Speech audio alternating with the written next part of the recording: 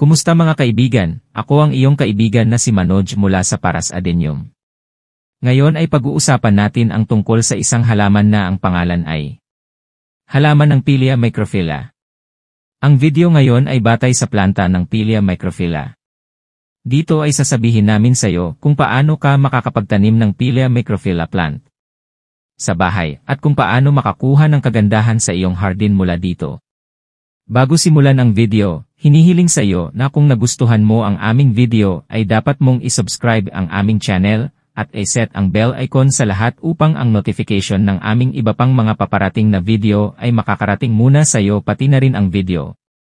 I-like at i-comment at sabihin sa amin kung paano mo nagustuhan ang aming video.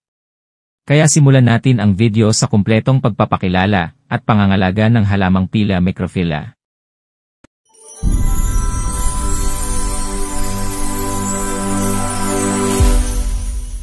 Ang Pilea microphylla, na karaniwang kilala bilang artillery plant, ay isang taunang o panandaliang pangmatagalan. Ito ay pinakamahusay na nakikilala sa pamamagitan ng maraming peres ng maliliit, mataba na berdeng dahon na nagbibigay sa halaman ng halos mala-fern na hitsura. Lumilitaw ang maliliit na berdeng bulaklak sa panahon ng lumalagong panahon, ngunit hindi sila masyadong kitang-kita. Gayunpaman, naglalabas sila ng isang pagsabog ng dilaw na pollen, na nakakuha ng karaniwang pangalan ng halaman. Ang mga artilerya na halaman ay pinakamahusay na lumalaki sa mainit-init na mga kondisyon at nangangailangan ng maliwanag, hindi direktang liwanag, kasama ng basa-basa ngunit mahusay na pagpapatuyo ng lupa. Karaniwang pangalan Artilleria planta, Angeloweed, Rockweed. Pangalan ng botanical Pilea microphylla. Pamilya Orchicaceae. Uri ng halamang herbaceous, perennial, annual. Mature size 6 tandang bawas 12 in. Ang taas, 6 tandang bawas 12 in. Wide, indoor, 6 tandang bawas 12 in. Ang taas, 6 tandang bawas 24 in. Wide, outdoor. Bahagyang exposure sa araw. Uri ng lupa, basa-basa ngunit mahusay na pinatuyo.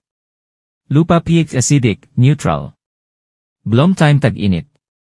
Kulay ng bulaklak berde. Hardiness zone 11 tandang bawas 12, USDA. Native area North America, South America. Pangangalaga sa Pilea microphylla. Narito ang mga pangunahing kinakailangan sa pangangalaga para sa paglaki ng Pilea microphylla. Magtanim sa maluwag, mahusay na pagpapatuyo ng lupa. Pumili ng isang lokasyon na may maliwanag, hindi direktang araw. Regular na tubig, ngunit hayaang matuyo ang lupa sa pagitan ng mga pagtutubig. Bahagyang lagyan ng pataba sa mga lumalagong buwan kung ninanais. Liwanag. Ang Pilea microphylla ay pinakamahusay na may bahaging mga kondisyon ng araw. Dapat itong makatanggap ng maraming maliwanag, hindi direktang liwanag, ngunit ang sobrang araw ay magkakaroon ng masamang epekto sa halaman. Lupa. Magtanim ng Pilea microphylla sa lupa na maluwag at mahusay na pinatuyo. Mas pinipili nito ang lupang mayaman sa sustansya upang suportahan ang mabilis na paglaki nito. Tubig. Ang planta ng artilerya ay may katamtamang pangangailangan sa pagtutubig. Kakailanganin itong regular na didilig, lalo na sa panahon ng mainit at tuyo na panahon. Ngunit hindi mo dapat oversaturate ang lupa. Upang maiwasang gawin ito, siguraduhin na ang tuktok na 2 pulgada ng lupa ay tuyo sa pagpindot bago muling pagdidilig. Temperatura at halumigmig. Ang Pilea microphylla ay matibay sa mga zone ng USDA 11 at 12. Ang halaman na ito ay nangangailangan ng mainit, mahalumigmig na mga kondisyon upang umunlad at pinakamahusay na gagawin sa mga klima na lumilipas sa pagitan ng 65 at 85 degrees. Para sa kadahilanang iyon, minsan ito ay ginagamit bilang isang ground cover na halaman sa katimugang rehiyon ng Estados Unidos. Pataba. Ang halaman na ito ay may katamtaman hanggang sa mabilis na ugali ng paglago na hindi madalas na nangangailangan ng maraming paghihikayat upang umunlad. Dahil mas gusto nito ang lupang mayaman sa sustansya, maaaring kailanganin mong lagyan ng pataba ang organikong pag-aabono o magdagdag ng kaunting paglalagay ng balansing likido o natutunaw na pataba tuwing 2 hanggang 4 na linggo sa panahon ng paglaki. Mga uri ng Pilea microphylla.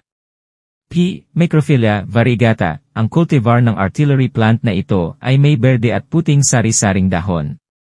Ito ay may halos katulad na mga kinakailangan sa pangangalaga sa kumbensyonal na birding iba't ibang ng Pilia microphylla, ngunit sa partikular na maliwanag na liwanag, ang variegation ay magiging berde at rosas, na partikular na kaakit-akit. Pagpapalaganap ng Pilia microphylla.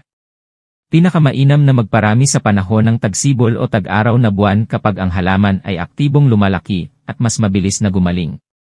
Narito kung paano palaganapin ang Pilia microphylla gamit ang mga pinagputulan ng stem o paghahati.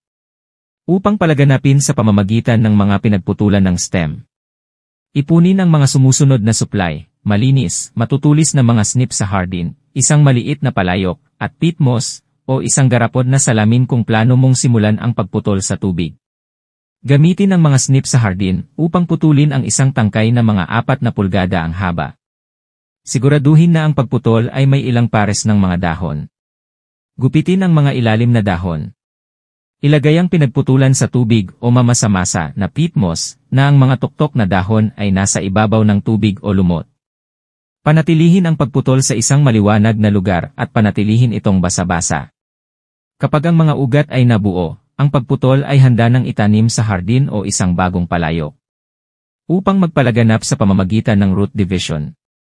Gamit ang isang matalim na kutsarang hardin, gupitin ang mga ugat sa puntong gusto mong hatiin ang halaman. Siguraduhin na ang bawat dibisyon ay may malusog na mga dahon at sarili nitong root system. Maghukay sa paligid ng dibisyon at iangat ang halaman mula sa lupa. Ilipat ang dibisyon sa isa pang angkop na lugar. Mga karaniwang problema sa Pilia microphylla. Lumaki sa tamang kondisyon, ang Pilia microphylla ay karaniwang madaling alagaan at mabilis na lumaki. Ang mga problema sa labis na tubig ay ang pinakakaraniwang pinagmumulan ng mga issue para sa ganitong uri ng halaman, kaya narito kung ano ang dapat bantayan. Mga dahon na nagiging dilaw. Minsan ang mga dahon ng isang planta ng Pilia ay nagsisimulang dilaw. Alinman sa sobrang tubig o sobrang sikat ng araw ay kadalasang sinisisi. Suriin ang iyong gawain sa pagtutubig at pagpapanatili ng kahalumigmigan ng lupa. Pahabain ang oras sa pagitan ng pagdidilig sa halaman, at tiyaking dinidiligan mo lamang ang halaman kapag ang lupa ay tuyo sa pagpindot. Kung ang kahalumigmigan ng lupa ay tila hindi isang problema, kung gayon ang iyong halaman, ay maaaring mangailangan ng higit na liwanag. Maglipat sa isang mas maaraw na lugar ng hardin o ilipat ang isang nakapaso na halaman sa isang lokasyon na tumatanggap ng maliwanag, hindi direktang liwanag. Mga tips sa browning. Kung mapapansin mo na ang mga dulo ng iyong Pilia microphylla plant ay nagsisimula ng magkulay, ito ay senyales na ang halaman ay nakakaranas ng mga problema sa ilalim ng lupa. Malamang na masisi ang root rot bilang resulta ng overwatering. Upang subukang isave ang halaman, kakailanganin mong hukayin ito, alisin ang anumang malambot, mabahong mga ugat, pagbutihin ang drainage ng lupa, at muling itanim sa sariwang lupa. Kaya ngayon dapat ay naunawaan mo kung paano lumago. Halaman ng Pilia microphallus sa bahay. Kung nagustuhan mo ang video na ito, mangyaring ibahagi ito. Manatiling konektado para sa impormasyon tungkol sa iba pang mga halaman. Isa-isip lamang ang ilang maliliit na bagay na ito, ang iyong halaman ay palaging magpapaganda ng kagandahan ng iyong bahay, magbibigay din sa iyo ng kapaki-pakinabang at dalisay na hangin. Ito na ang katapusan ng video ngayon, magkita-kita tayo sa ibang video para pag-usapan ang pag-aalaga ng ibang halaman. Till then, bye friends, happy gardening!